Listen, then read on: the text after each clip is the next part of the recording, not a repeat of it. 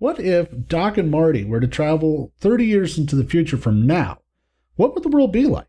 In the movie Back to the Future 2, Marty McFly and Doc Brown jump in their DeLorean and fly where they don't need roads, and travel into the distant future, the year 2015.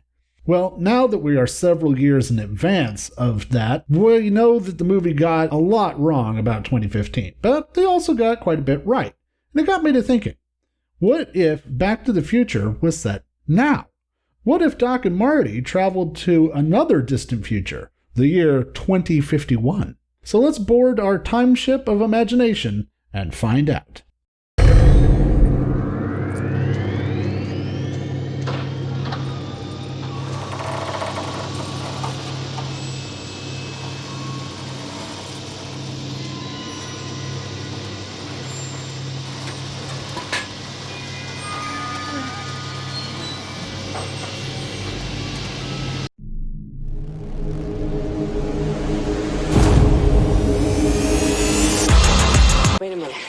Wait a minute, Doc. Are you telling me that you built a time machine? Out of a timer truck. Way I see it, if you're gonna build a time machine into a car, why not do it with some style? Upon arriving in 2051, Doc and Marty might actually not notice a tremendous difference between the Hill Valley of the future and the one they left behind. Many of the small businesses and services would still be very much the same. Large box stores and malls will have gone extinct, replaced with online shopping. In fact, already we are seeing their decline as companies like Amazon and Walmart are putting more focus into online stores. We are starting to see the death of the big box store. Ironically, small businesses that can provide individualized service will see a resurgence from all the commerce that it is impractical to do online. That said, every store and business will have an online option. The strip mall, that tacky relic of the American landscape, will likely weather the storm, though, because there will always be a need for discount stores, Chinese restaurants, and Italian sub-shops. For the home consumer, though, speed of transit and instant access to anything and everything you could ever possibly want will cement online shopping as the way of the future. Companies like Amazon and Uber are already looking into deliveries performed by drones, and by 2051, the sky will be full of drones winging packages to all points of the map. If a distribution point doesn't have what you're looking for, the system will automatically reroute drones from a point that does, like a giant colony of bees. People of 2051 will likely grumble if they have to wait for as long as 2 days for literally anything they order to arrive. The majority of deliveries will be arriving the same day or even in a matter of only hours. Augmented and virtual reality will also give future consumers the ability to see how anything will look in their room, their garage, or on themselves before they buy it. And syncing your BMI and personal monitoring devices will allow you to get products that you want in exclusively your size without having to try them on. Small towns actually have not changed very dramatically in the last 100 years.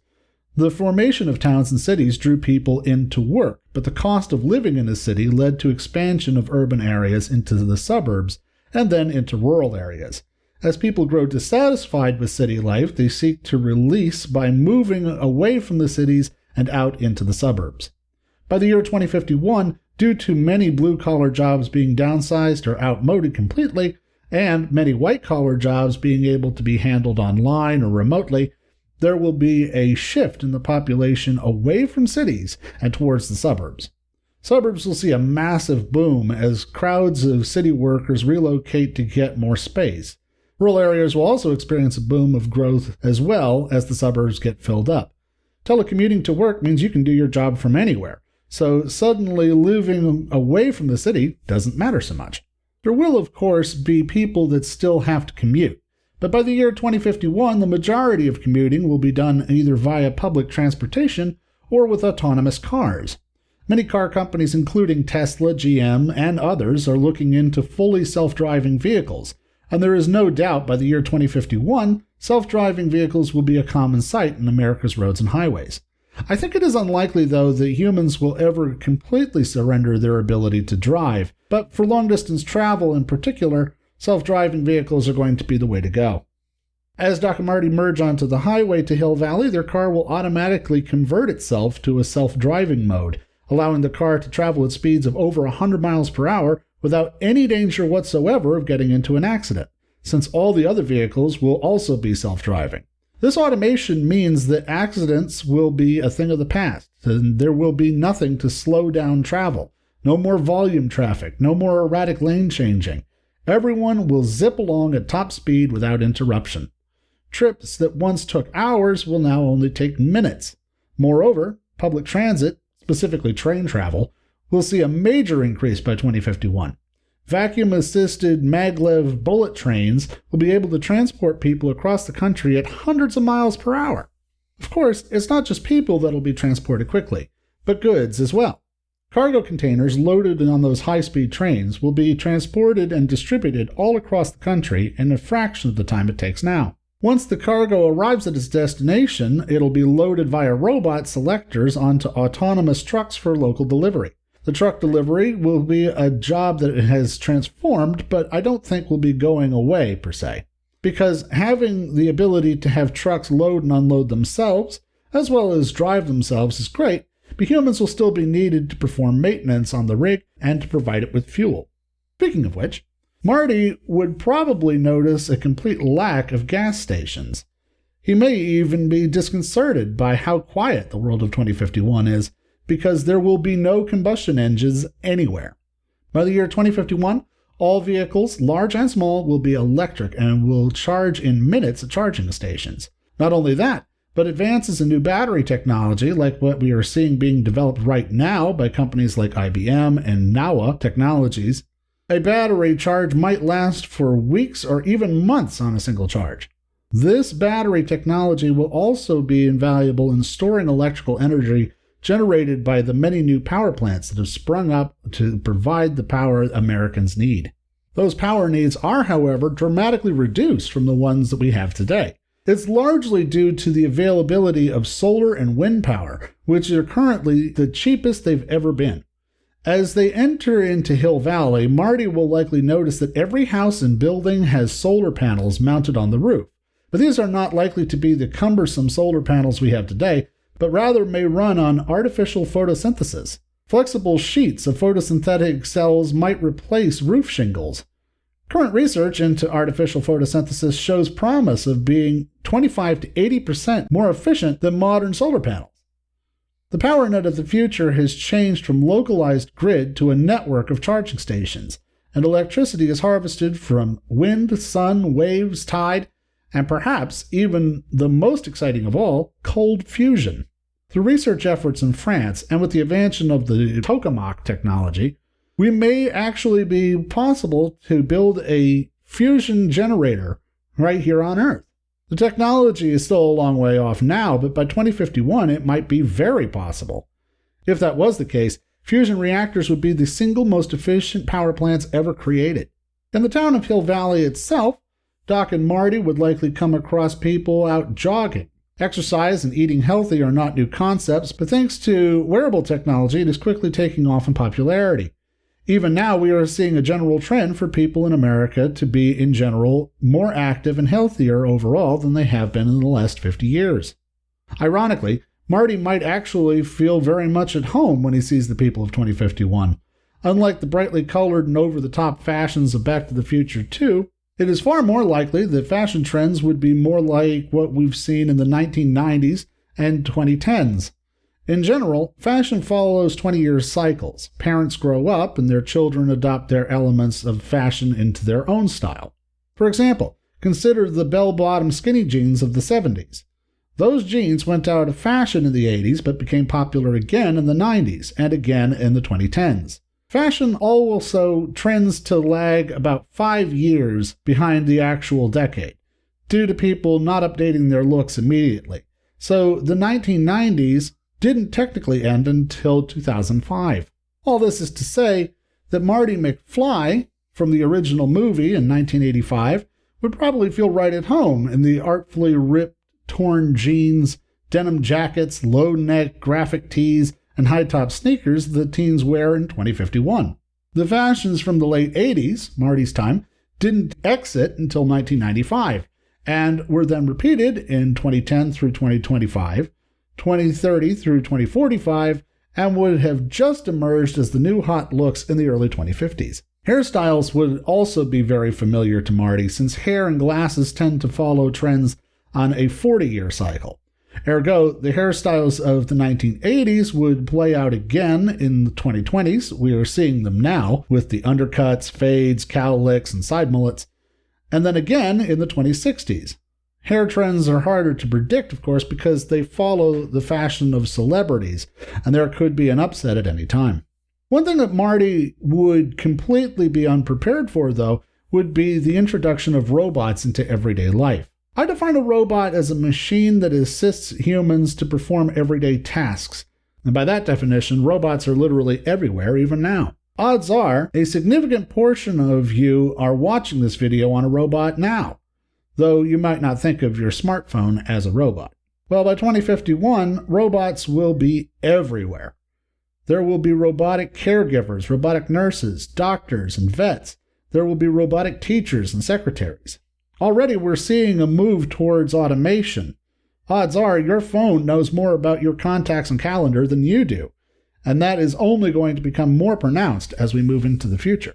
But people won't just integrate robots into their homes, but also into themselves.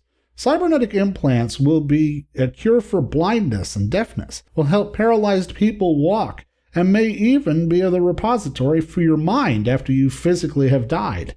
It sounds like something out of Ghost in the Shell, but research into uploading your mind into a computer is already being done.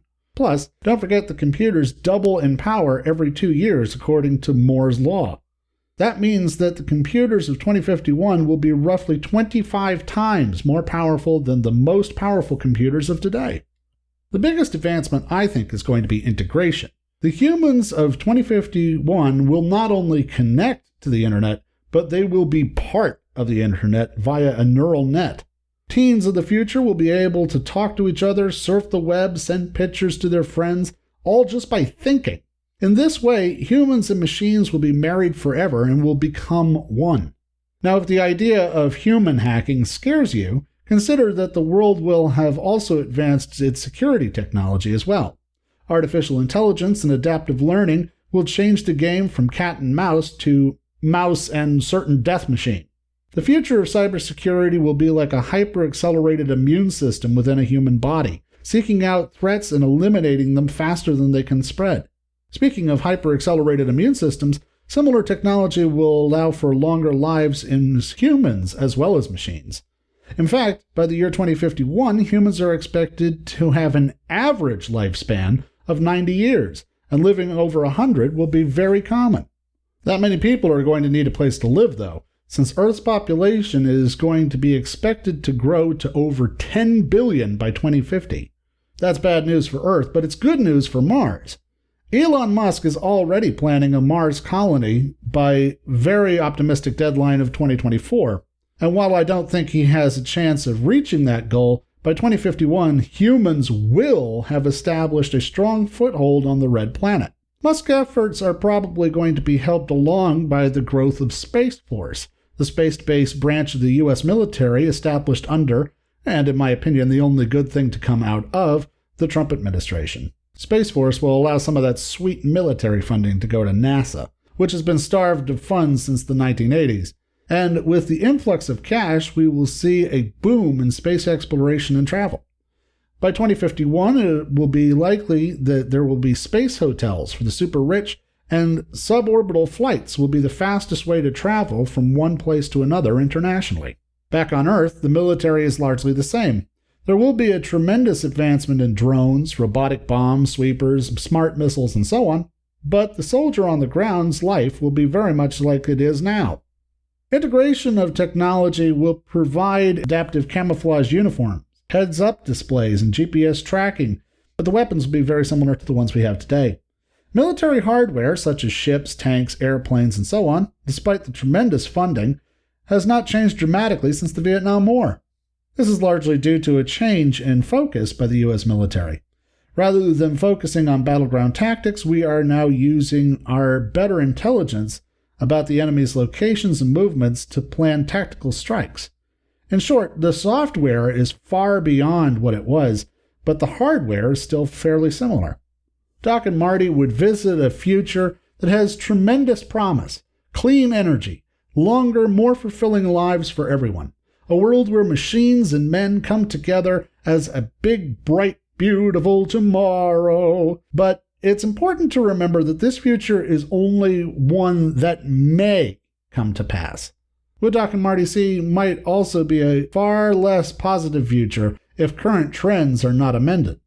That's why it's important to keep your eyes and mind open and always be creative. Thanks so much for watching.